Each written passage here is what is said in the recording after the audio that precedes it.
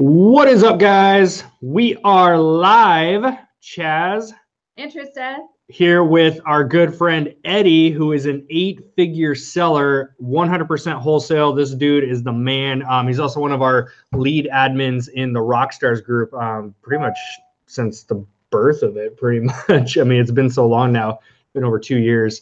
I know, crazy. So let me open up our chat, and we'll give people just a second to hop on the live version of this.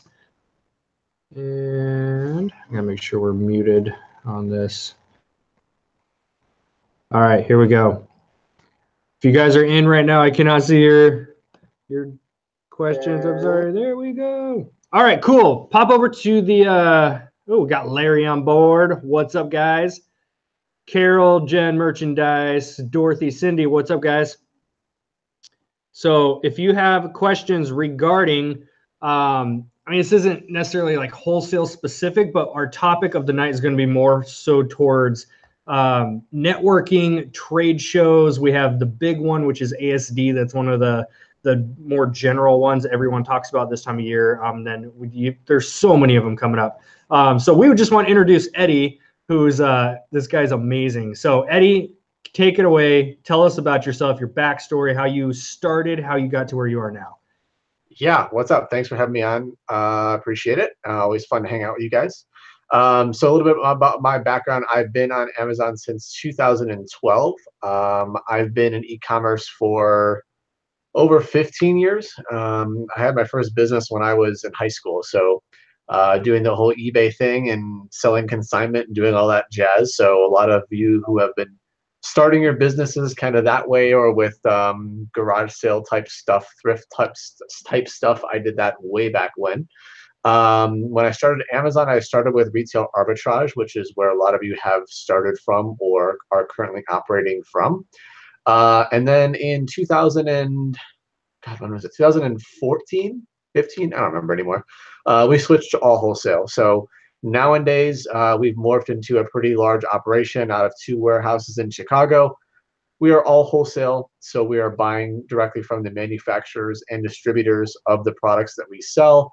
What I mean by that is we're building relationships with those vendors, kind of understanding their needs, their pain points, what they're struggling with, doing a lot of different things in terms of sales, not only on Amazon, but on other platforms, some B2B operations as well.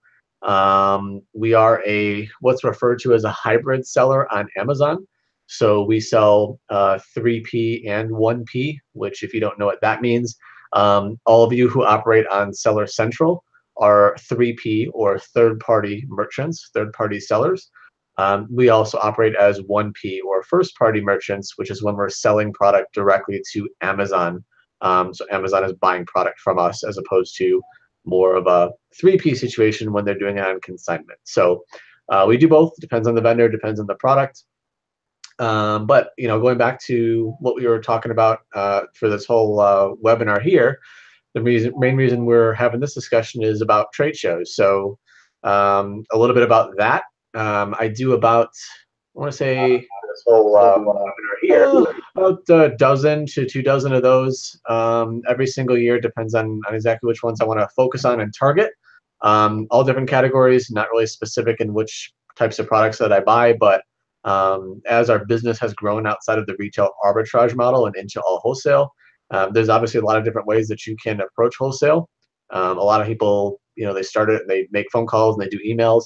I personally have found a lot more success by going to trade shows and being face-to-face with somebody. I feel like that speaks a lot higher volumes, and I've seen better return out of that. So that's kind of why I'm here to share my expertise with you guys today, talk to you a little bit about those, how to work them, what I feel is the right and wrong way to go about the trade shows, because even though that there's so much opportunity with them and there's a lot of vendors there, your time is extremely valuable, and for that matter, extremely limited. So there's a lot of things that you need to know about and do upfront before you step foot into a trade show. And guys, I was just going to mention before, I don't think we said it, but Eddie speaks at all, like not all, but most of these trade shows that we're going to talk about. He has so much experience with what he's saying. it's really a pleasure, and there's very few people who are as experienced in what he's going to talk about. So definitely put your questions in and stay on the live, because it's going to be really good. And on that too, like Eddie's one of those guys that with his level of experience, he's one of the only ones that you see that's public, that he's in the Facebook groups. He's here on YouTube sharing knowledge with you guys. Because a lot of these top level sellers, you know, their blinders are on, they're focusing on their thing and staying quiet. So we're blessed to be able to have Eddie within our network to be able to provide that. I tell people to definitely don't shy away from asking any questions, or no questions like off limits, right? I mean, I've probably dealt with so many of the stressful situations that either you are experiencing or are afraid to experience or have not yet experienced. I've lost a lot of hair doing it, so you can just ask away. I mean, at this point, like whatever's left, I don't really care.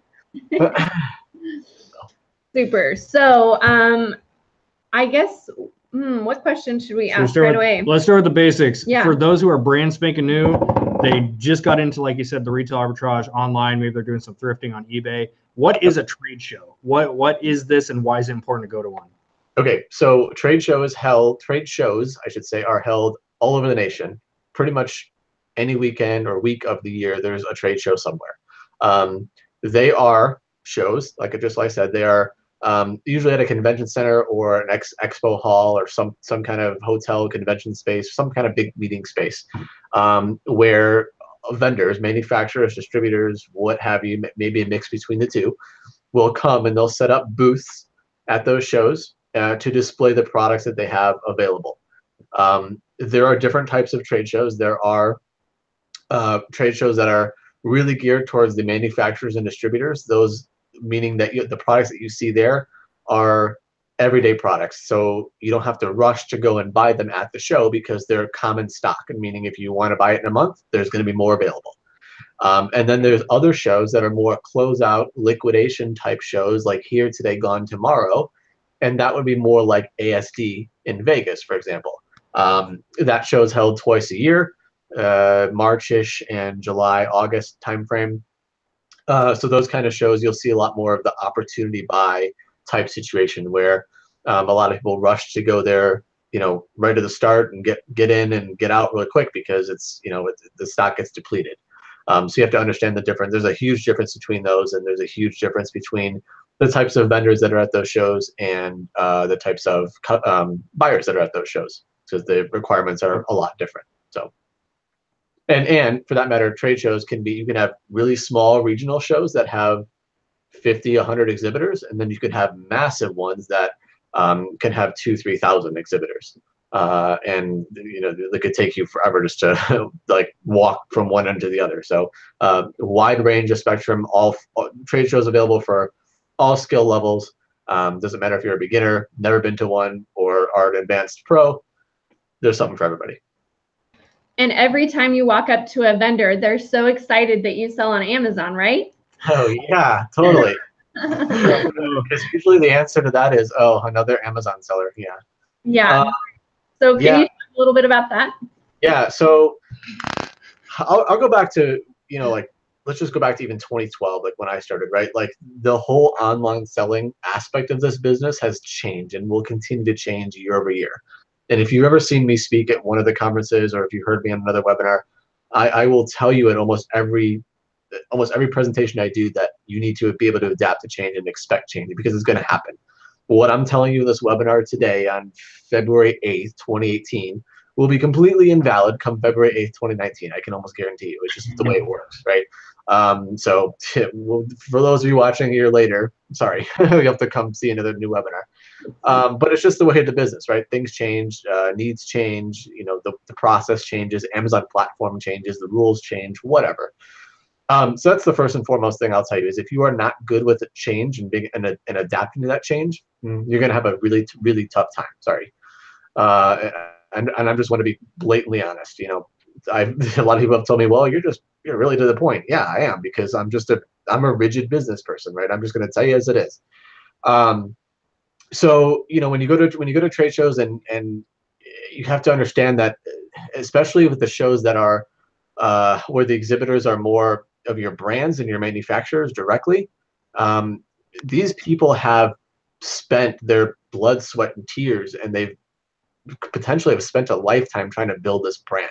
Okay, so you've got to keep in the back of your head that, you know, just going to a vendor and saying, hey, I sell on Amazon, and can I have your price list, and I want to buy your product so I can sell it online. There's a problem with that, because, you know, you used to be able to do that when e-commerce was so new and there wasn't millions of sellers, but now anybody can do that. That you have to up your game. So you know, expect that if you go to a vendor and you just saying, hey, give me a price list and I sell on Amazon and I want to sell your product, you can expect to be shut down. I mean, not every time. You're going to get some wins. Like, it's not going to happen every time, but more and more you're going to find resistance. That's just the way the market is going. The days of being just another reseller on the platform are quickly dying down. And I can just tell you from being in the industry for year after year, I see it. It happens. If you've been in the Rockstars group for any length of time, you've seen that people have posted, oh, I'm getting my vendor account shut down, or someone doesn't want to sell to me, or whatever. It's just the way of the game. So you have to be a seller who is offering a brand value. You know, if you're going to go up to them and just say, I want to sell the product online, think about it.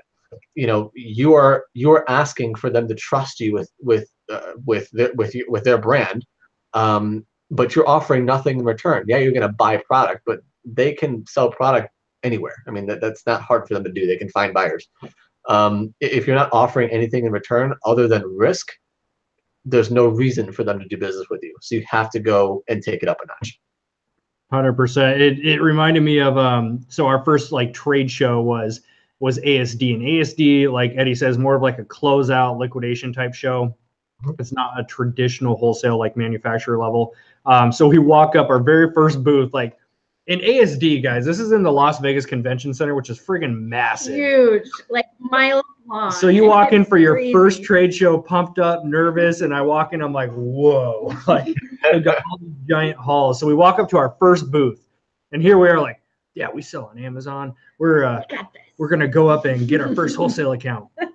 So we walk up, and it was those kids' water shoes or whatever they were. Yeah. And the lady comes out. She's like, hey, how's your day going? Like, great. You're our first booth. So we're excited to check out what you have. She's like, oh, good. Where do you sell? And we said Amazon. She's like, I don't know how you people make money. That was like the first thing. I'm like, all right, have a great day. This is not happening. Yeah. We both walked away with our tail between our legs. Yeah, like, we're like, so is this gonna be the trend for the whole show? Yeah, so it was rough. It's weird because, you know, with every show there's going to be people like that who just it doesn't work at all. There's going to be people who are like, oh, come on in, and then there's going to be the middle of the road, right? ASD, I think you're going to have a lot less resistance on than you would some other more traditional type shows where it's very brand centric. There's a ton of Amazon sellers at ASD, so you know, I laugh almost when I see people say, oh, well, ASD is hard. You think ASD hard, you haven't been to another show yet. But honestly, you got to get your feet wet somewhere, and ASD is a good place to do that, because although the model of the types of vendors is a little bit different, and it's not structured like a traditional show would be. I mean, there are some traditional vendors, I'll give you that, but especially in the South Hall, which is where a lot of Amazon stuff is popular, just because it's like an everything category. Most of that stuff, you'll find that most of those vendors will talk to you. So the challenging aspect you have of shows like that, where they're more open, is that more open means there's more people that are talking to those vendors. There's more competition. So chances are that a lot of those vendors have like 5 or 10 Amazon sellers that they work with all the time, that they know, that they built a solid relationship with, that they have a friendship with the people who run the Amazon the storefronts, and know who they are. They have the preferred buyers, whatever. So there's a different kind of barrier to entry, if you will.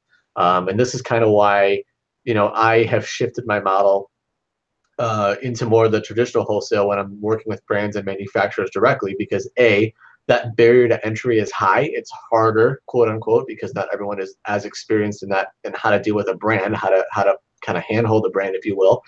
And also working with a brand directly, I mean, there's a lot less chance of something to go wrong with the inventory, or for it to be sourced by the kind of on the gray market. If you're buying from the brand or manufacturer directly, whatever the case may be, you've got an invoice. First off, invoice. Amazon loves those. Directly from the source. There's not a third party involved. There's not a liquidator involved. There's not a closeout company involved. There's a lot less room for questioning. So I think from a compliance perspective and from a account quote unquote security perspective, I feel much better in the more traditional wholesale route. But again, there's opportunity everywhere. Awesome. So I guess what would you tell someone who's just going to their very first trade show and they want to try to find something that's profitable, but also find a way to exhibit themselves as having a way to help the brand or I guess, how do you market yourself? That's what I'm trying to say. So I'm going to answer the second question first, because I think that it's better to take that order. So it's a common question, actually, when people say, well, what kind of value can I bring? I'm brand new. Like, what do I do? And it's a fair question, right? But a lot of the stuff you've got to, instead of asking those, well, how do I do it? Like, what should I do? You've got to think and just, take a guess, because you're going to have to figure a lot of this stuff out in this business. It just doesn't, people aren't going to be able to tell you every single thing you need to know. So there's going to be a lot of trial and error. You have to understand that. So that's for starters. But in terms of value, people ask me all the time, like, what's some value that you can offer? Like, well, what do you offer specifically? And I don't like to answer that question with like, oh, here's A, B, C, D, and E, because you know why? If I do that and it doesn't work for you, then you get discouraged. You have to understand, I've been in this model for 5 years. So what works for me might not work for you. And what you do well with might not work well for me. It totally depends on the chemistry of the buyer and seller. It depends on what their needs are, what you can do, what your experience is. Totally depends. So fair. So then a lot of the answers I get is, okay, that's fair, but then that doesn't answer my question. Like, well, what do I do, right? So what I do is I go to the brands first and I'll ask, like, hey, what are you struggling with? Or like, what are you looking for in a partner, in a buyer? Like, what kind of customer do you want? Like, what are you struggling with? What do you want help with? What's a pain point? And it's not to say that I'm going to be able to answer those for them, or I'm going to be able to be a good match, but I'm making the conversation about the vendor or about the brand, and I'm showing the genuine interest in helping them. So the chances that not only the conversation is going to go better, but the chances that you're going to actually be able to buy the product and become a reseller for them are a lot higher. And again, I'm not saying it's going to work every time. It's not. But it's better than going up to them and saying, hey, I sell on Amazon. What's your price list? Okay, I'm going to go back to that for a second. So when you talk to more and more people, and again, this is going to take trial and error. You're going to have this conversation a few times before you get it right. But as you talk to these people, you're going to find a pattern of things that they're going to tell you about. And from there, bring a notepad with you and make a list, right? And maybe make some check marks next to them and figure out what the most popular things are. But then from there, figure out, okay, I can help them with certain areas. Like, they said, for example, they need someone who can take product in-house. Okay, well, so if you're not one to have a warehouse or a prep center, you're kind of SOL, because that's what they need. Okay, there's one. Or if they say, hey, I really need someone who understands the Amazon advertising area, like the campaigns and managing PPC, right? Well, if you haven't a clue on how to run that, that's going to be hard for you. But if you've taken the time to learn that stuff, or you've toyed around with that, you might be able to help them there. But see what I'm saying? Like, if you can have them tell you first, then you can kind of cherry pick what you're comfortable with or what you want to learn more about. And then you can come back to them and say, hey, I can solve those problems for you, or I can help you with that. And then they're much more interested in talking with you, because you're actually talking about something that they need, as opposed to what you want to talk about, which, frankly, sorry, but nobody cares. You're the customer, yes, but I like to think of it as, until they've agreed to sell to you, you're really the salesperson. Even though they're trying to sell you product, it's really reverse until they've agreed to sell to you. You have to prove yourself. So that's how I look at it, right? So that's the first part answer to that question is how do I position the value? I would ask them first. And for that matter, when you go to a trade show, it's okay to practice on vendors that are really small or that you don't think you would ever buy product from. It doesn't fit your niche. Like, fine, practice on those people. What's the worst that they can say? Sell my product? Like, really? So, like, fine, go for it. So that's part one. And then in terms of how to actually approach a trade show. So what I don't recommend is walking into a trade show with zero game plan whatsoever. I think it's a very poor decision just to walk up and down the rows endlessly and like, you're wasting your time, right? So here's why. Regardless of if the show is large or small, okay, whether it be 100 vendors or 2,000 or 3,000 vendors, a trade show is anywhere from a single day to 4, maybe 5 days. 4 or 5 days is a long trade show. Like, I would say the average is between 3 and 4. But you think about it. You have, let's just say you go to an average size trade show. Let's say it's 500 vendors. That's pretty average, right? If the show is 3 days for 8 hours a day, that means you have 8, 16, 24 hours to see 500 vendors. Do the math. That means you got to hit like how many vendors a minute? Like, it's not possible, right? It's insane. Right. So I don't like that approach at all, because while you might talk to a lot of people, let's just say you hit 50 or 75 out of 500. Well, that's you think, I did a pretty good dent in it, right? Yeah, maybe, but you got a lot of like most likely mediocre conversations that they're not going to really remember you. You might not be remembering what you talked about, or might not follow up with them correctly, whatever. So it might just kind of go by the wayside, and you might waste a lot of time and money, especially if you travel to fly out to them to the location. So what I like to do instead is when I register for a trade show, like way in advance, like we're talking 6 weeks-ish, give or take, in advance, I'm looking at, or have your virtual assistant team, or your employees, whoever, if you have any, I'm looking at the exhibitor list and the contact information that most trade shows make publicly available to registered attendees. Okay, sometimes there won't be as much information. There'll be like a name and a booth number of the company, and a lot of times there'll be more information. There'll be like a name, a booth number, a key contact, a phone number, an email address. Like, that's a lot of information, right? So what I do 6 weeks before, especially if it's a new show, is I'll research those brands. Like, I'll have a process set up to go through them. Again, it might be by a virtual assistant that I've trained on what to look for. But I'll go through those brands and I'll figure out which ones make sense for me to target to sell online. Everyone has a pre-established criteria of what they're looking for, most likely. Like, are they already on Amazon, or do they rank well, or how big is your catalog, or whatever. Like, however you use it doesn't matter. But if you can reach out to those vendors ahead of time, the ones that you've essentially quote unquote pre-qualified, then at that point, I would reach out to them saying, hey, I'm going to be attending, ASD, for example. I see you're exhibiting. I would like to meet with you, but let's set up a time, whatever. So what I'm getting at here is, when I go to a trade show, I might only have 3 or 4 days, whatever, but I might only see 15, 20 people. But okay, you have to understand something. Those 15 and 20 people are people that I've already talked to ahead of time, that know what I do. So I don't have to have that basic 101 discussion when I'm at the show, because that's a time suck. You can do that over internet or phone. When I walk into the booth and I have my badge on, you can bet they're probably going to dump the other Amazon seller who's just trying to get in there at the last second and not giving them any value, because A, you've taken the time to reach out to them, explain your model, talk about what you want to do together, and they're expecting you to come in, right? You're continuing the conversation. You're taking it to the next level face to face, which is what I think your time is best spent on. So, if I go to a trade show and I'm totally not concerned about buying product at the show for any show I go to. That includes ASD.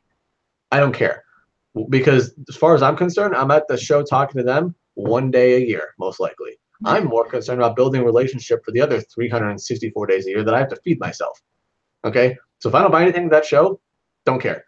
I had a good conversation. We have a game plan of how we're going to move forward, how I can work with them, what they're looking for, all that stuff. That's what I want to do at the show, because that's not exactly easy to communicate over the phone or behind an email. It's better face to face, because they'll remember you, right? Absolutely.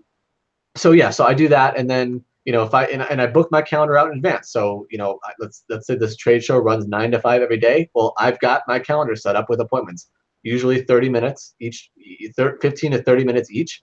And I've got it one by one by one. And literally I get the show at 9 o'clock. I go to my first appointment and my mouth is dry by the time the day's end because I've been talking so much.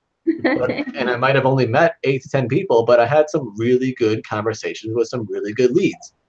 And you might say, well, but you didn't only talk to 8 or 10 people. I'm like, yeah, but I have 8 to 10 solid leads, whereas you might have talked to 50, but how far did you get? Right? You're still chasing them down to allow them to have them allow you to sell. Whereas I'm most likely already in with them. So that's how I approach it. When you reach out to make these appointments, are you pretty honest with what you do? You just tell them, I sell on Amazon, and then kind of let them feel you out and say yes or no right then? Or do you just say, I'm interested in your product, I want to set up an appointment with you? Yeah, so the latter. I like to say that I'm interested in the product. I see you meeting at you're exhibiting at whatever show it is, and I'd like to meet with you. Majority of times they're going to fire back and say, oh, tell me about your business, or what do you do, right? And this is where, by the way, having a website comes in to really be important. And I'm gonna take a step back even further from that. So many new people I see go into this business, and they set up an email address, like Joe's Deals 1@gmail.com.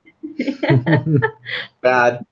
Again, put yourself in the vendor's shoes. The vendor has got all these people coming to them all the time, retailers, online people, whatever. Do you think they're really going to care to do business with this Joe Deals 1@gmail.com? Sorry. For those of you who have sales experience or any kind of business to business dealings in a previous career, you can relate to this more. When I get an email from anybody nowadays, I've been in sales and I kind of know the game, and now I'm have my own business. But when I get an email, there's a few things that I look at. I'm looking at the domain first, so I'm looking at who is it from, and if it's at somethingwebsite.com, I'm going to that website before I even go too far to the email. I'm seeing what the website's about, who are they, right? If it's at Gmail or at AOL, even worse. No, domain is $10, guys, and a website is not hard to figure out, especially if you use a template. Okay, if you're willing to invest a couple $1,000s into getting this business started, be willing to spend $100 to get some decent web material out about you and what you're doing. Because 9 times out of 10, if someone's looking for your website and they can't find it, or worse yet, if you're at a Gmail or AOL, they're just going to write you off and they might not even reply. Okay, so if you have a website about you, it's going to help you sell yourself or get them to reply to you. So when again, when I get an email, I'm looking at who sent it, who is carbon copied, what else, what are the contacts I can get out of that email, right? But when I reach out to them, I'm not saying hi, I'm an Amazon seller, I want to sell your product, because if they have a negative approach to that right off the bat, you're closing that door before you even had a chance to prove yourself, and I don't like that. At the same time, I'm not lying about what I do. I'm not gonna say, oh, I don't sell on Amazon. I have all these retail stores. Bad. Don't lie, because that'll burn you so fast. So if they say, do you sell online? Do you sell on Amazon? Yes, I do. And have I had people tell me, oh, we don't want to sell to you? Yeah, that's how the business works, right? So if they ask, I will tell them. And odds are they'll probably ask at some point, and if I meet them, it's for sure going to come out.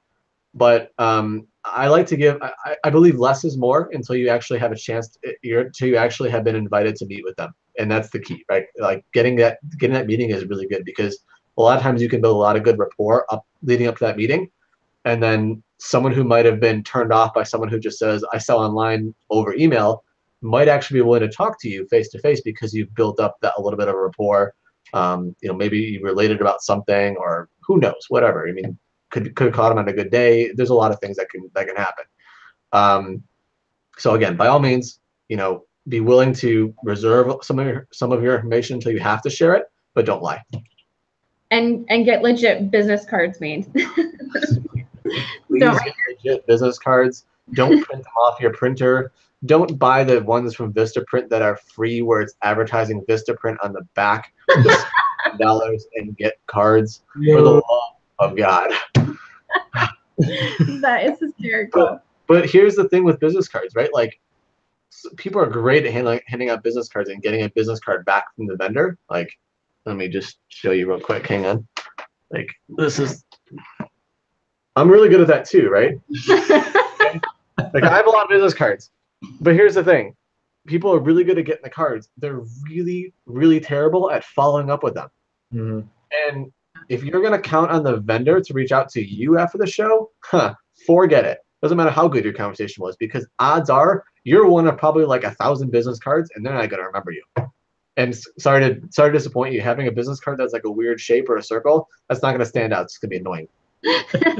They can't fit it in the stack, and they're gonna. I hate those cards. Like, it's like, oh, this is that guy that has his card that like, they might remember you for the wrong reason. I hate those. So like, I mean, use business cards as a tool. Like, don't use it as a replacement for like what you should be doing, how you should be contacting, how you should be talking to people. Like, that's still on you, right?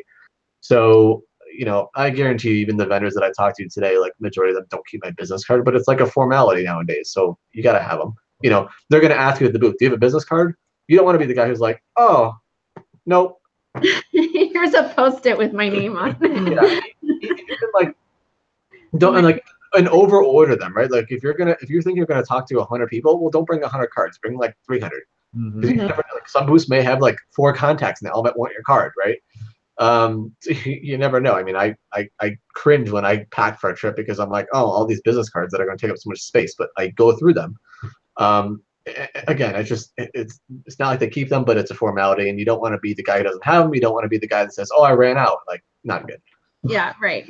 Had so many people I was talking to, I ran out. Right. Yeah, it's just like when you go to a job interview and someone's like, oh, I forgot your resume. Do you have a copy? And then you're like, no. I mean, I know people who interview for jobs and they do that on purpose to see if you came prepared. Yeah. Mm-hmm. Yeah. It happens. Dang. I love a couple things that ran through my head. One is just everything that Eddie talks about. Like, we've heard this when he speaks at different conferences we've been to, and especially Eddie was one of our speakers on our Rockstars cruise that we did. So one big takeaway from that is always what he talked about with the pain points. Mm-hmm. And recently I had researched a couple grocery distributors because there was one type of grocery item I was looking into possibly holding on into our catalog.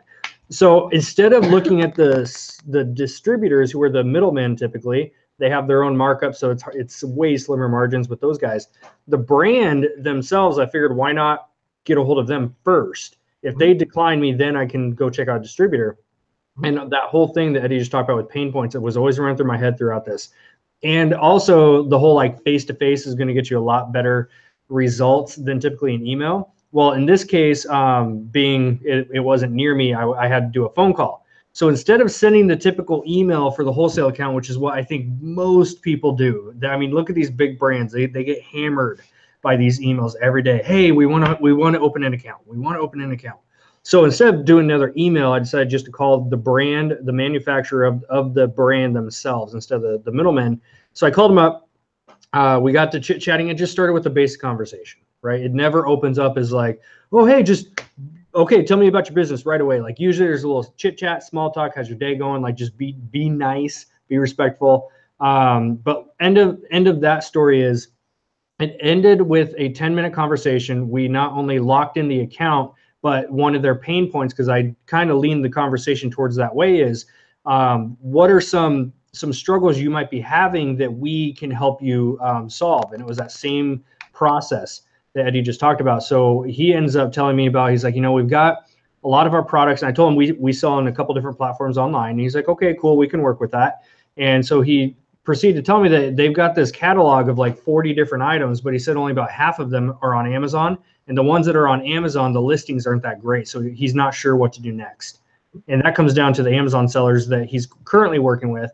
And so I came in and said, well, if you guys are able to provide the photos and that kind of stuff and give me that written permission to Amazon that I'm an authorized seller, I would be more than happy to work with you guys and help you get those listings up and to run some more campaigns towards those. And he was like blown away it was such a simple little conversation in 10 minutes, but he was blown away. He's like, yeah, okay, let's go ahead and get you set up and see if we can get this rolling. It was like that.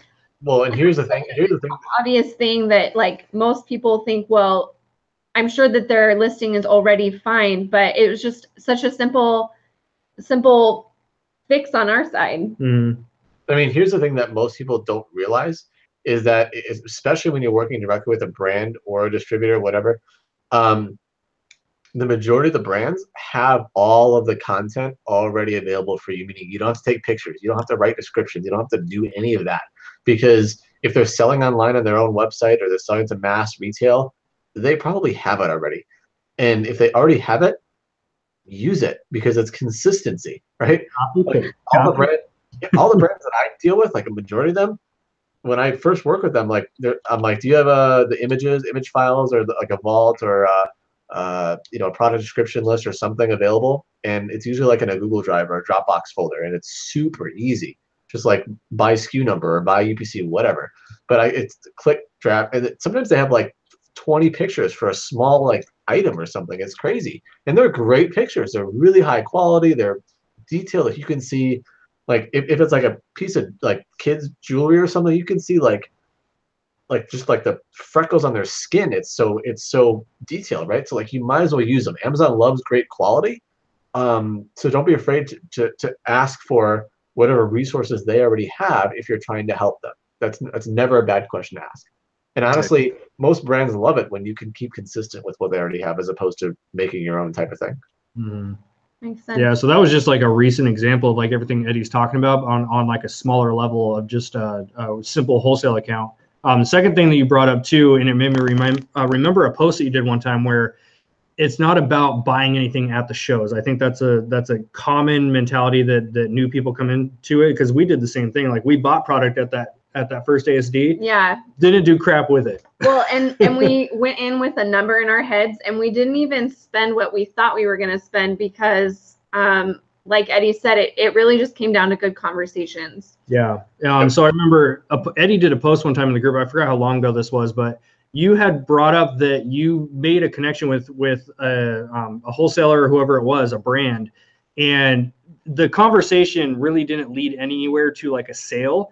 But then he hit you up like so many months or a year later, and he said, hey, we met at whatever trade show. You know which email I'm referring to, right? And then he hit you up and said he had a ton of product he wanted to offload. Yeah. So this was at I think one of the baby shows I was at. I'm pretty sure it was one of the baby shows. But I met him at the booth. It was one of the brands that I had like predetermined I wanted to work with. And I reached out to him ahead of the show. He says, fine, no problem, come and meet me. So, at this point, I don't know if he's going to be willing to celebrate or not, but he's offered me the chance to talk to him in his booth. That's good. Already got a win. That's step one for a win. So I go to meet with him at this booth, and we have like a 20-minute conversation. He ends up telling me, he's like, look, I got 5 sellers already. I'm not taking it anymore. Great. But you know what? The fact that he's willing to talk to me still tells me that there's room for improvement, that he's not 100% satisfied with who he has. Otherwise, he wouldn't have taken the time, most likely. And sure enough, like sometimes it's not quick, but a year later, this again from me handing him my business card and following up with him. Okay, a year later, he reached out to me and said, "Hey, I've got one person who I'm removing from my quote unquote seller pot, and I'd like to know if you want to take the space. By the way, I need some help moving some of this excess inventory that I have." Okay, now this got a little bit tricky because I want to sell this brand, right? But the excess inventory that he has of this brand is like really crappy product. Like I didn't want to sell it on Amazon, right? Yes. So sometimes you got to get creative, right? So like I went to, I took this inventory and it was dirt cheap stuff. We're talking like a couple hundred pieces at like $2 a piece, like not a huge investment, right? And he's like, I want this, but it would take forever. Like it was like ranked like 180,000 in baby, which is terrible. It would take forever to sell it. So I took it and I made a few calls to like my overstock closeout companies that I knew. And I was like, hey, would you be interested in this product for like, I think I made like $0.25 a piece. I don't care. Like it was hardly anything. And I found one that was interested. And so I was like, great, perfect. I can buy it from this guy. I can make a little money on it, small amount. I'm just selling it to this closeout company. I move it really quick. I get my funds back immediately, but I've just proven to the guy that I have the ability to help him out, right? To understand that that was like my buy-in almost to sell his brand. So a lot of times you have to get creative and think outside of just the Amazon sandbox. When a vendor has a problem, think how else you can do stuff. And I hate it when people come to me and say, "Oh, you're experienced, you know how to do that stuff." No one taught me how to do that. I figured it out. I thought about it. I said, okay, this guy needs to offload product. It's not good on Amazon. How else can I do it? Think. There are people who buy excess overstock units. Why not contact them? You've got to think about this stuff. You can't just expect to like everyone to teach you everything, because there's going to be stuff that people don't teach you. It's unique for everybody. And I think that that's one of the reasons we love our Facebook group so much. And Eddie has a Facebook group as well. Facebook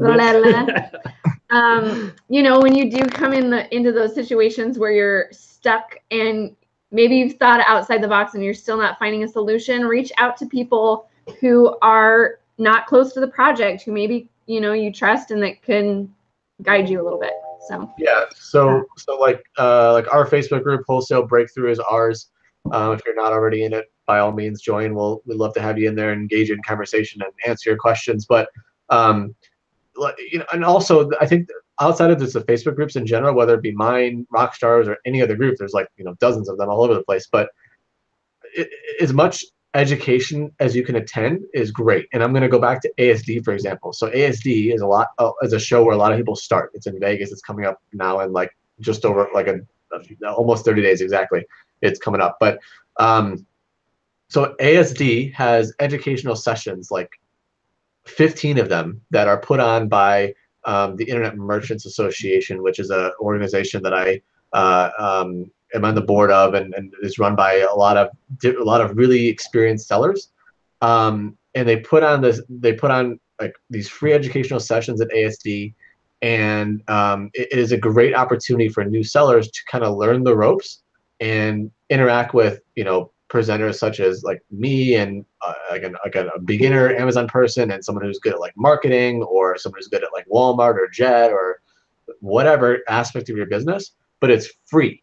So like people are like, oh, well, should I go to ASD if I'm not ready to buy? Yes, because even if you can learn just how a trade show looks, or pick up some business cards, or attend those networking sessions that are held at night by almost like probably like a dozen of them by now that just are posted in the various groups, or you go to the educational sessions. I mean, that's worth it alone. Think about it. I mean, if all you guys who are watching this video are taking an hour of your time to watch this video, if you could have an hour of that time face to face with someone who's going to teach you about the business, or give you an insight, or talk to you over appetizers or over a beer, I mean, is that not worth your plane ticket and your hotel in Vegas? Yeah, and these people are so approachable. I was shocked at how easy it was to just walk up to speakers after they're speaking, and most of them will go outside of their conference room or whatever, but they'll take questions individually because they ran out of time and not everyone got to take their ask their questions. I was just shocked at how free people are with their time, and they're willing to help you if you ask the question. So yeah, I mean, like the sessions I do at ASD, I think they're like 45 minutes in length, the actual presentation. I try to do my presentation in 30 to 35, and then try to leave 10 minutes for questions, but it's never enough time. No, it really usually it'll end, and I like when I block my, like, so I'm big on building a calendar for a show, like what I'm going to do, right? So I block my calendar when I'm supposed to speak, but then if I speak from like 2 to 3, I block my calendar from 3 to 4, because I know that hour after I'm probably gonna have questions. Yeah, Stop way downstairs and ask something or whatever. Yeah, and a lot of people, not just Eddie, although he's really great at it, there's a lot of people who are willing to give information. So should we look at some questions really quick? Yeah, if you guys got questions, drop those over in the chat. I love it when you have to speak with Robin, Eddie. Yes. So yeah, for those of you who have not been to ASD or have not seen the educational session, so asdonline.com, and then hover over to the educational sessions, seminars area. On the page, you'll see the listing of all of them. So Robin Johnson, who runs the Unstoppable Amazon Academy group, is a great resource for wholesale. Her and I are in wholesale primarily, but we have two completely different models. So her and I will like kick off the conference usually, and we'll talk about like what I don't like with her model, and then she'll talk about what she doesn't like with my model. But it's great. In the most respectful way. They're like, yeah, but it's just great to have that though, because you see how two totally different models can work, and it gives you really good perspective. So like that, we call that the wholesale 101 or beginner class. Yeah.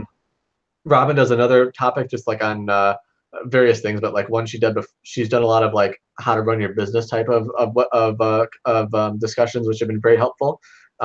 She's an expert with like reporting and using Amazon reports and things like that. And then like I'll do an advanced wholesale later in the day, just with myself alone. And then the two of us will also be like on a Q&A panel. So there's so much you can learn from all the speakers. I think I've seen the schedule this year, and I want to say we have close to 15 sessions on all different topics. So I mean, again, even if you can come just for that for the 3 days, worth your time. Yeah, and you guys, I think ASD is it $40 for registration? No, ASD is $0 for registration. It's free. Zero. $0.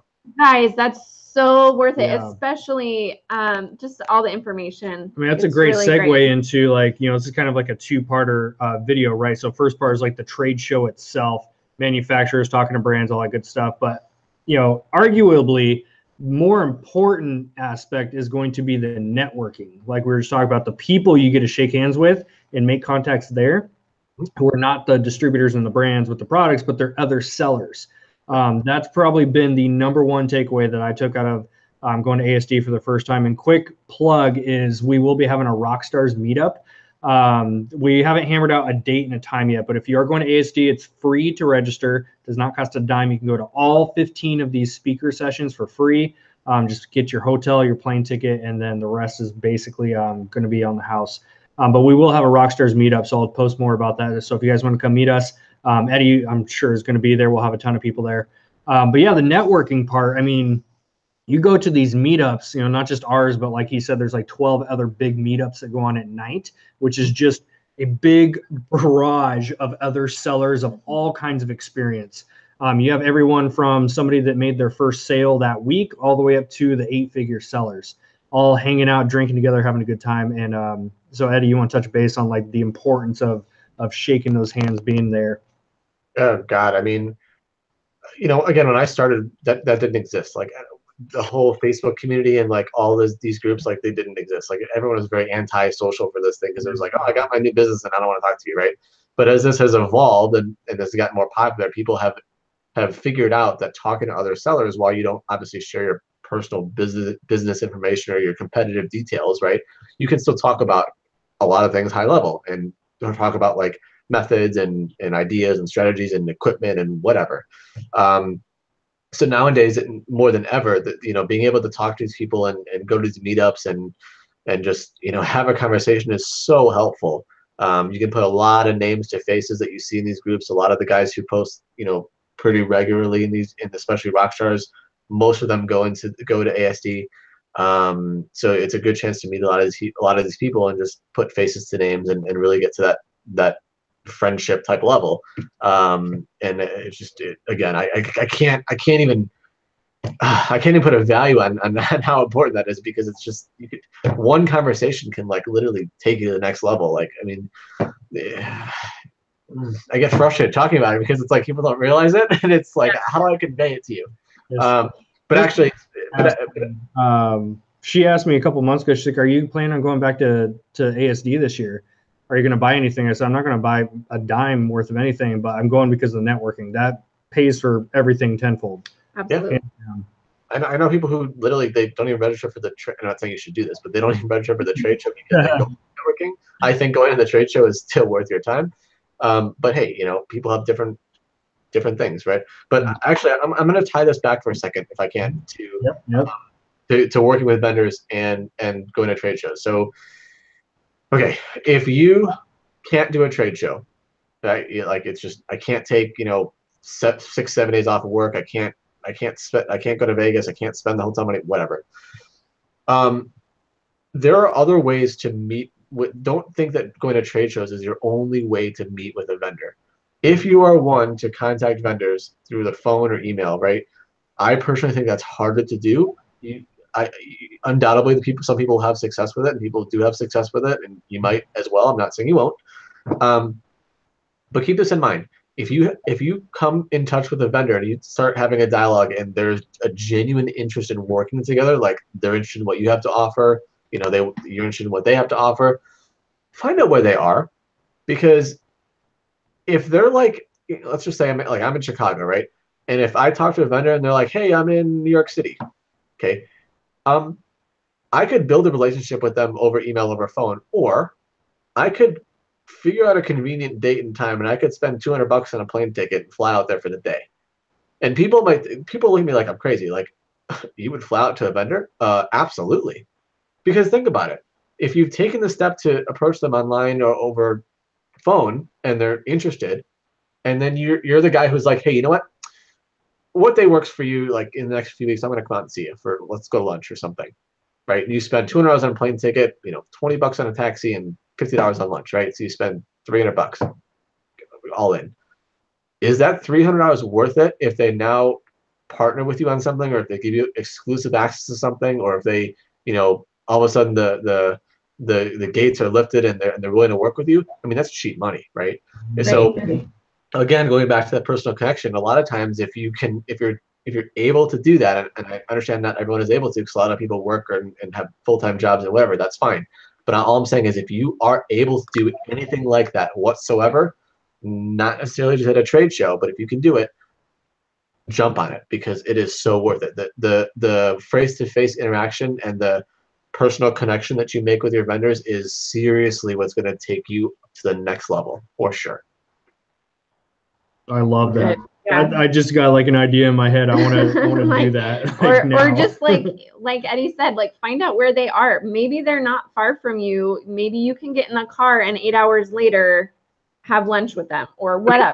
Here's the thing, like, and not, you won't find everything about the vendor on your first few. It might take you a few conversations to get good information from a vendor. I have a vendor right now in the toy category who I've been working with for 3 years, and they're in Wisconsin, right? I'm in Chicago. I'm literally a 2-hour drive. On a night like tonight when it's snowing like crazy, it's 10 hours. But on a normal day, I'm a 2-hour drive from this vendor. Okay, I was in Hong Kong, okay, across the world at a show in January with them. They were an exhibitor, and I didn't find out this piece of information about their business until I was sitting with them in Hong Kong. Okay, they're 65 miles away from me, and it took me like 5 meetings with them and across the world to find out about this opportunity that I was like, wow, seriously, like I could do this. This could be really good for us. So you have to understand that, be patient and keep up with these vendors and keep the dialogue going. And just because you met with them once or talked to them once, don't let them fall by the wayside. But a lot of times it's going to take, a lot of time and patience to get where you want to go and get to that, that aha moment, right? So. Awesome. We had a couple questions. One is, got some echo in here. sounds like we got a little echo. Echo. Check. All right, we're good. First question, what would you recommend to improve your relationship building skills besides practicing on vendors? Oh, so I'm going to twist it one there. Improve your relationship skills besides practicing on vendors? Yep. I would say knowing your own capabilities is key, right? Because if you go to a vendor, okay, or if you call somebody or you just reach out to somebody, whatever, when you're asked about what you do or like what value you bring or how you're different, if you can't answer the question, you're setting yourself up for a failure. So, taking out the practicing on vendor part of it, if you don't know like what you can bring to the table, then you need to figure that out first before you try to approach vendors, because a lot of them are going to ask you. You need to know what your own capabilities are, what you're familiar with and what you're not familiar with, what your capabilities are as a business, how much volume you can buy. If they ask for a forecast of what you might be able to buy during the year, do you have that information? Can you give them an estimate? What's your funding look like? Where are you going to store products? Like all that stuff is important to know. So when they ask you like about your capabilities in general, you have that information available to them. You don't want to be the guy who's talking to somebody or gets through a conversation and they ask you questions and you're like, I don't know. And you get the shifty eyes, or you're like, you can't answer the question because it just makes you look unreliable. So you have to know about your own capabilities first. I love that. We are going to be at Summit the weekend before ASD and leave Tuesday evening. Is there a pre-ASD event that we can catch on Tuesday or Monday? What summit did he say? It says a summit. A summit in Vegas. So if you're still watching this, if you can clarify which Yeah. summit. So if you're talking that you're going to be there the Tuesday before ASD, not really, because so ASD officially kicks off on Sunday, March 11th. But little known fact, Saturday, March 10th is actually the preview day for the South Hall, which is again very popular for Amazon sellers. Preview day is kind of a hit and miss because not all the exhibitors will be open. You can still walk through the whole South Hall, upper South Hall, but there's going to be a lot of setup going on on that day. You'll see forklifts are going by, like you'll practically be run over. There's like plastic all over the carpets, and it's like a mess, like a war zone in there. But there are select vendors who are open and they're taking orders and they're talking to people and they're like it's rolling, it's showtime. So if you're still trying to figure out when you're going to go or have never been there, Saturday is still a good day to go. To get your feet wet and kind of really get that preview day experience. Personally, for me, like I fly out on Friday because I see some people off site, so I'm starting on Friday. But anything really before that, there's really not much going on. Most people get there on Friday and Saturday, or Saturday probably. On Friday, I guess too. But by Sunday the 11th, the show is going. It's in full swing. Monday it's in full swing. Tuesday kind of dies down a little bit. Wednesday's only a half day, and that's when it's like really dead. Most people are gone by then. Looks like the summit was a private label based one. Just one just dime. one dime. Oh, so just one dime is after ASD, or it's during ASD, but it's after ASD starts. Gotcha. So I think just one dime is like Monday or Tuesday. 13th. Yeah. So ASD technically starts before just one dime. So if you're going to just one dime, you'll be there during ASD. Yeah. Yeah. So you'll be good. Nice. And ASD is not to be confused with the Prosper, which is after ASD. That's also going on. So. Yeah. So for those of you who don't know what Prosper is an e-commerce conference geared towards e-commerce sellers, especially Amazon. That's a paid event. It's right now, I think it's like $6.99 or something for the 2-day conference, but it's an advanced conference. I'll put it that way. So like if you're brand new to the space, it might not be for you. I mean, if you're eager to learn, then by all means, I'm not going to tell you not to go, but don't go into thinking that, I'm going to go to Prosper and I'm a new guy and it's going to be great for me, because it's probably not your show. Overwhelmed. What's the name of Eddie's Facebook group? It is Wholesale Breakthrough, and we'll link up Eddie's information, his website, like all those links will be down in the cell description. phone number, everything. Personal email. He takes calls on Sundays. But just side note to that, if you search Wholesale Breakthrough on Facebook, be careful, because we have a Facebook page and then we have a Facebook group. So make sure you join the group part if you want more of the interactive experience. There's two different things. No. Perfect. What do you do for inventory price management? Yeah, pricing. I love App Eagle. So funny story about that, because I used to never use a repricer for like the first 3 years of my business, which was insane. I don't even want to know how much money I lost not doing that, but if you don't use a repricer, get one. App Eagle, I love it. Even with the volume that I'm doing, App Eagle, it's like what, $150 a month. Yep. It pays for itself. I can guarantee you that. Whether you use App Eagle, Be Cool, whatever, it doesn't matter.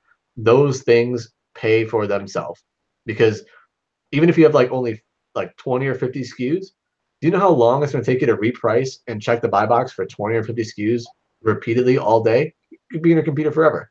Just get a repricer. Trust me. I can second that. I was stubborn and didn't ever use a repricer.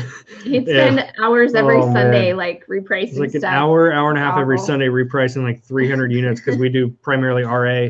And the second I turned on App Eagle, I mean, I don't care about numbers. We did a $4,000 day the second I turned App Eagle on because there's so much old inventory that I was just like $1 too high or $1 too short. And these repricers will automatically battle for that buy box. It was like, Before I knew what a repricer was, I could swear that whoever was trying to compete against me was like on their computer with me, and I was like, "Oh, this guy's really quick." And Yeah. I had no idea that I was actually fighting a computer, so I felt really dumb afterwards. And he's like, "I will win this battle." Yeah, I mean, and so I figured out that's what they were using, and I'm like, "Oh wow, that's makes a lot of sense."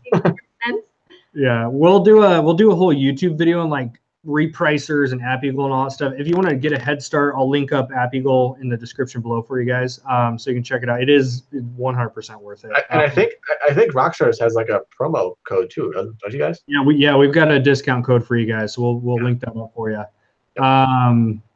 What about the inventory management itself, especially because for somebody like you that you sell on like 1,897 platforms, if I remember right? More like 3,187. Yeah, so for us, it's totally different. I'm not going to bore you with that because we have so many external things that we do that it's not going to equate to what majority of you guys are looking for. You built your own software for kind of what you needed, right? Say again. You built your own software for exactly what you needed, right? Yeah, because like again, I have 2 warehouses, right? And I have my FBA inventory, and I have stuff that I do as like I act as a distributor sometimes. So like it's a complex network of things that I have to manage and keep on top of. So I have to kind of build my own systems. But for the majority of people who are focusing on selling on Amazon, there's one of the most popular ones that I see, at least in the groups, is Inventory Lab. It can sync right into your Amazon account, pull your data feed, show you what you have on hand. You can create shipments right from there. It's very popular in the FBA community, I would say. I know also people who they partner, like not partner, but they in conjunction with Inventory Lab, they'll use like a software like Restock Pro or Forecastly. And that's kind of like a software that'll tell you how to keep tabs of your inventory, monitor what's going out of stock, tell you what you should reorder, which Inventory Lab won't do those things. So a lot of people that I know will use 2 of those 3 in conjunction with each other and really set themselves up for good success. Especially once you start to have several SKUs, I can imagine it's a pain to kind of check inventory levels and see if you can reorder. So that would be super. I mean, I remember when I used to live in that manage FBA inventory screen and what an eyesore that is. I mean, I haven't looked at that for weeks, thank God.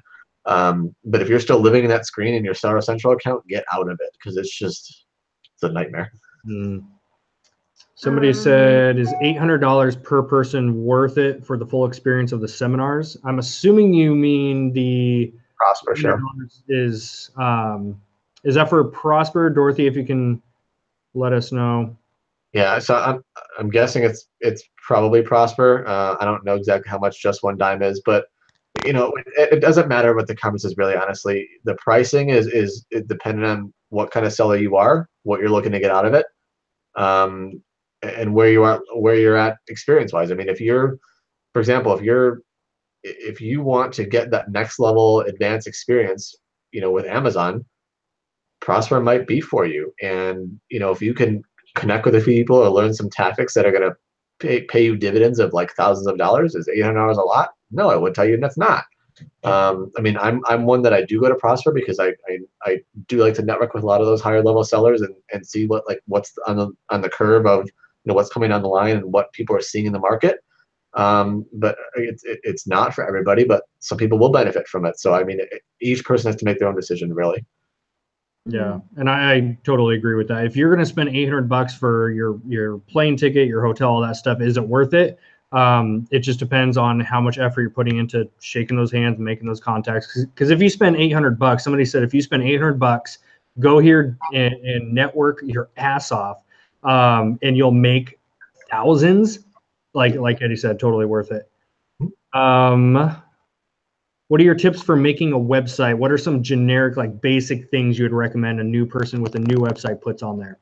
Yeah, so when you make a website like to show to brands or to manufacturers or to your vendors, I'm telling you, it can be very, very simple. Like, don't overdo it. Like, a 5-pager, a WordPress template website is more than adequate. Okay, it should tell them about your company. It should show them what your like a briefly about your capabilities, like what your focus is in terms of products or whatever. Maybe it should give you a bio on who you are or who the partners are in the business. Like a good headshot, professional one would be good. A little bit about you personally. Not Don't overdo it again. Maybe talk about like where you can sell through or like how you bring value or like how you differentiate yourself, why they should do business with you. There's a lot of different things you can do to really make yourself look professional. I mean, even if you are a business that's running out of your garage, doesn't mean that you cannot look professional online, and that's what's key. No one's going to be coming to most likely no one's going to be coming to your property to inspect your setup. I mean, I don't think I've ever had that happen. So no one's going to know how cluttered or how large or small your space is, but what they see online is oftentimes what they go by. So you want to make sure that you leave a lasting impression. And to clarify, when you're making a website, this does not have to include an active shopping cart style where you have product for sale. And it's just kind of like a business card website more so. It's honestly for when you contact a vendor or you give them a card at the show and they're like, I'm going to look you up, because that's what people do nowadays. It's 2018, right? You send an email, I'm going to look at your website. So you got to have it ready. Awesome. When you say get out of the seller dashboard, what does that mean? Use Inventory Lab instead? So if you don't use Inventory Lab or if you don't use Restock Pro or anything else to manage your inventory or your replenishments, you can do this all manually, like from managing pricing to managing stock levels and replenishing inventory. You can do that from your Amazon Seller Central account. It's like it's like the inventory tab, I think, and then it's like manage FBA inventory is like on the drop down menu. And that'll give you like this Excel type looking or like grid like looking system. Like it'll show you all your products and like all these blank areas like inbound, reserved, unfillable, fillable, whatever. It's just an eyesore to look at, honestly. If you have like, as soon as you get like to a couple of some products, you'll like your head will explode. Honestly, it's just the manual way of running the business, and it's fine if you start that way. But honestly, the sooner you can do that and get away from that and use systems that are designed to help you as a business owner, like stay on top of your inventory, your pricing, your restock, the better off you're going to be. That like people say, what's the biggest mistake you've made? Oh God, waiting too long to do that stuff. By far. Ugh. We always talk about outsourcing the things that aren't a good use of your time, and repricing is not a good use of your time. Yeah. So speaking of outsourcing, people say, what should I outsource? Really? Anything that you find yourself repetitively doing. If you're doing it like more than twice a week, outsource it. It's repetitive. Right. Chris, I didn't want you to think that we forgot about your question. How, Eddie, do you, when you're choosing things to look into selling or you're looking at vendors that you want to meet up with at shows, are you sticking with a niche, or do you just kind of like, oh, this looks interesting? I mean, like, what's your process for that? How do you choose who's worth your time? Yeah, so depending on the seller, some sellers will focus on a certain category and some will be all over the board like I am. Both are fine. Like there's no right and wrong. I personally like being more, open because I feel like I get more opportunity that way. But some sellers really thrive at just being, that expert in the pet category or the baby category, whatever. And that's fine. It's not a problem. Some vendors actually like when you're more of a niche seller. Some don't care. It really depends. But the products that I sell personally, I honestly, you could walk to my warehouse and say, what do you sell? And I'd be like, whatever, anything that sells, anything I can make money. I don't know what this does, what that widget does, how cool that is, how bad that is. I mean, I have some of the crappiest product in my warehouse in terms of like, I would never buy it. And I have some of the stuff that I'm like, God, I'm going to take one of those, right? My niece would like that, whatever. It doesn't matter to me, honestly. I care more about building that brand value and showing the brand that I can help them with their strategy and really making it successful for both of us. I care less about like what the actual product is.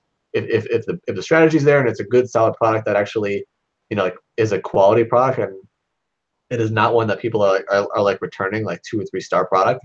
It doesn't matter. I mean, if it's a solid product and it's selling, it's irrelevant what it is, really, honestly, in my opinion. So you're doing your due diligence beforehand and making sure that these are good products. You're not just walking up to the first garlic press you see, right? Yep. So like like I said, I'm profiling these guys before I go to the show, so I kind of know about them. I'm not eliminating them based on like what the product is or what it does. I'm eliminating them or accepting them based on what I think the potential is of the brand. Awesome. That's really good answer. Yeah. That's great.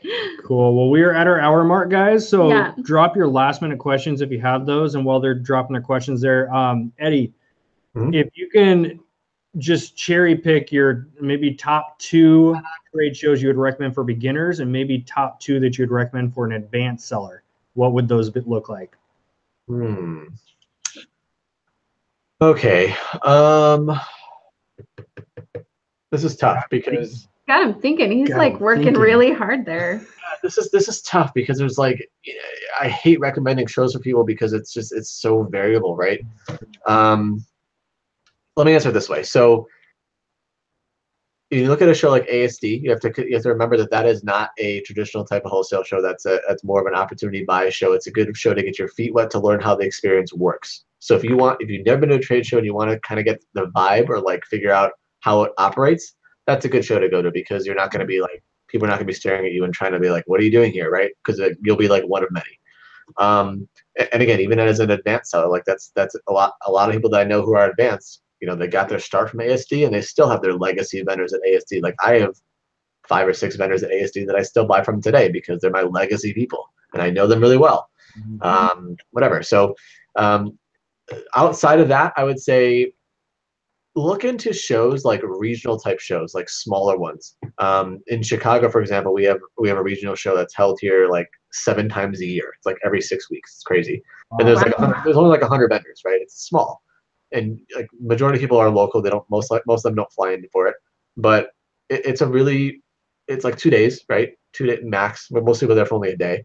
And they're talking to the vendors, and you can actually have like an hour conversation with them sometimes if you really strike it up with somebody, because it's not like it's swamped and people all over the place, and it just gets you prepared for like what kind of questions you're going to be asked and like what you should have ready or what did and didn't work well. And those regional shows are much easier to find in like cities all over the nation, as opposed to having to travel somewhere for a big show. So that's what I would say. I mean, there's so much opportunity that you can, and things you can learn from before you jump into a massive show that you might be like overwhelmed with. And even when you do go to your first massive show, you are going to be overwhelmed. It's stressful. I understand that, but the more you can do to limit that, the better off you're going to be. Awesome. I love that. Awesome. Actually, we need to look up local ones around here. Yeah. Do you sell on Amazon international platforms? And if not, do you think it's worth it?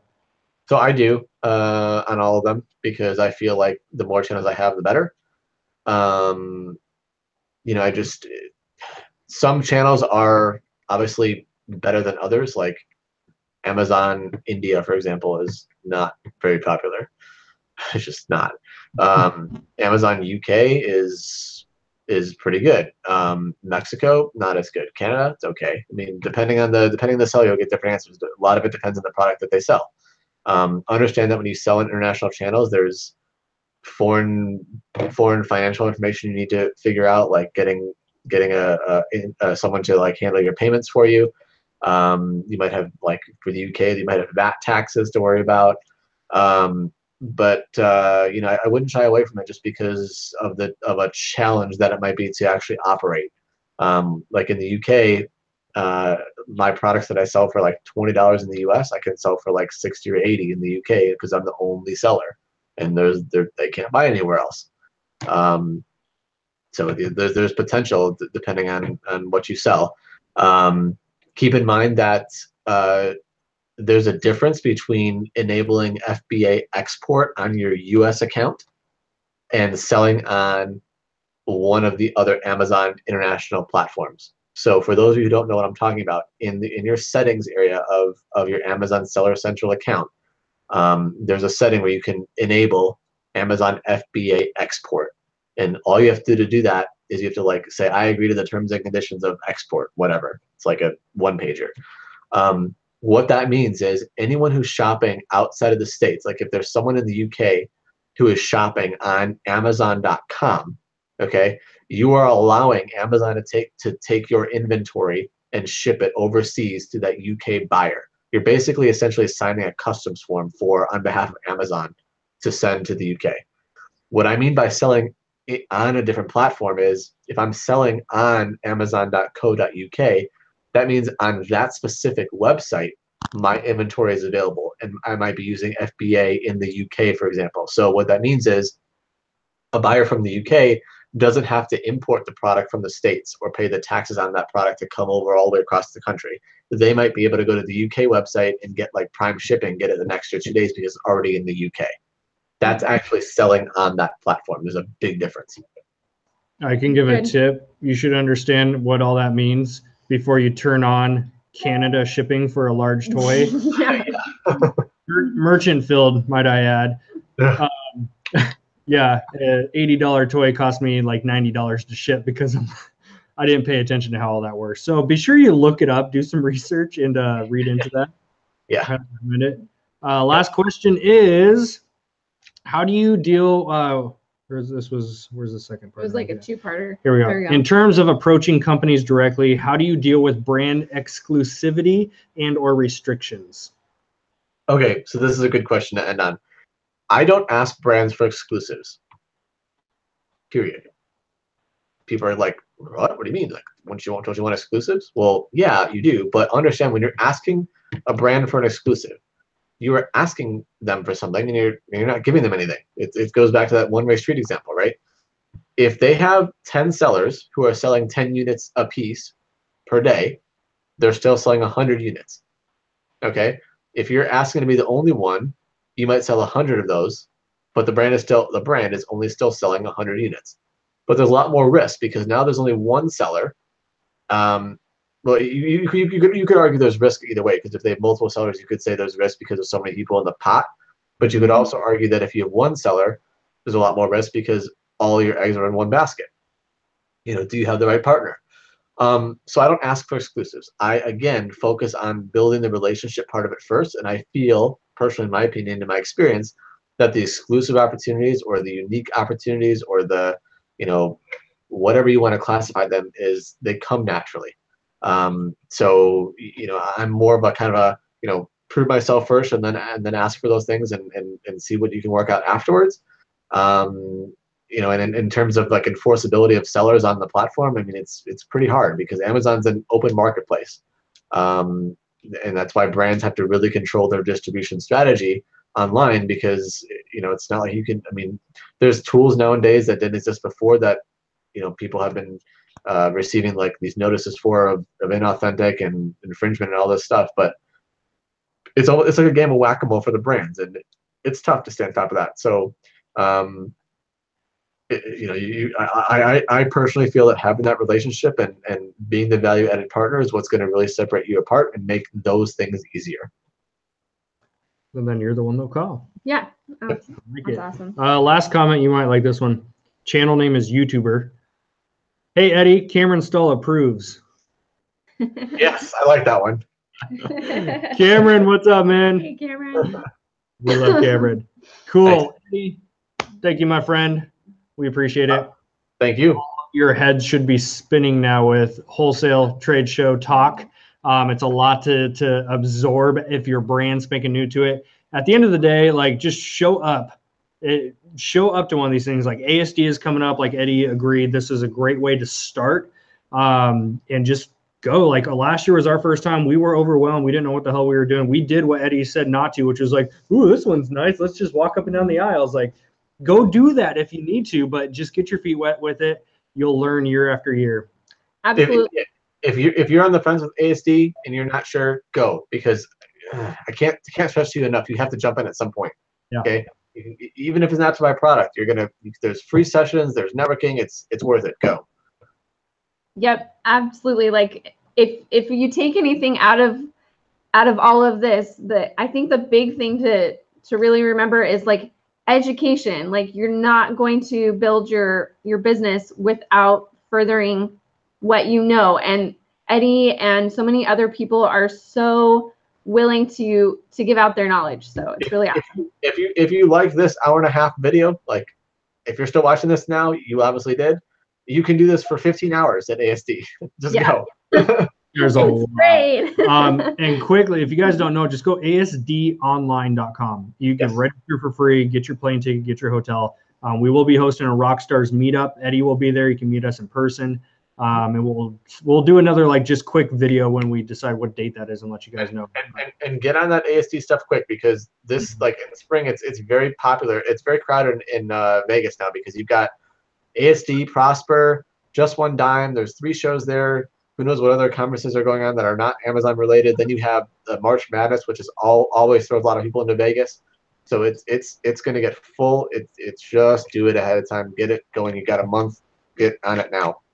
Absolutely. Awesome. Thank you, Eddie. Thank you so much, guys. Appreciate it. Yep. And again, you guys, his group is Wholesale Breakthrough. We'll put all the links below. You guys have an amazing night. Eddie, thank you, my friend. Thank you.